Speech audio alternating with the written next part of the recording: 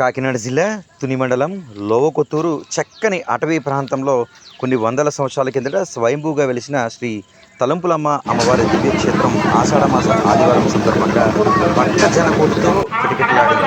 మరి ముఖ్యంగా అమ్మవారి మూలవిరాట్ ప్రాంగణంతో పాటు బయట ప్రాంగణం సైతం దాదాపు 1,40,000 గాజులతో దేదీప్యమానంగా దేవస్థానానికి సంబంధించిన అధికారులు, సేవకులు, వేద పండితులు, కార్యనిర్వహణాధికారి పెనుబర్తి విశ్వనాథరాజు ఆధ్వర్యంలో చూడచక్కగా అలంకరించారు. ఈ సందర్భంగా ఆదివారం ఉదయం 10:30 గంటల సమయంలో అమ్మవారి మూలవిరాట్ ప్రాంగణంలో లోక కళ్యాణార్థం అర్చకులు, ప్రధాన అర్చకులు త్రినాథరావు కుంకుమ పూజా కార్యక్రమాలు అమ్మవారికి నిర్వహించి మంగళహారతులు సమర్పించారు. మరోపక్క ఎత్తైన పచ్చని చెట్ల కింద కొలువైన శ్రీ అమ్మవారిని దర్శించుకునేందుకు భక్తులు పెద్ద ఎత్తున క్షేత్రానికి చేరుకున్నారు. దేవస్థానం ఈవోతో పాటు ఉద్యోగులు భక్తులకు ఎటువంటి అసౌకర్యాలు తలెత్తకుండా పర్యవేక్షించారు. మరోపక్క వర్షం కురుస్తున్నప్పటికీ భక్తుల సంఖ్య ఏమాత్రం తగ్గకుండా పెద్ద ఎత్తున క్షేత్రానికి చేరుకున్నారు. భక్త జన సందోహంగా లోవ క్షేత్రం కనిపిస్తుంది. ఒకసారి వీక్షిద్దాం.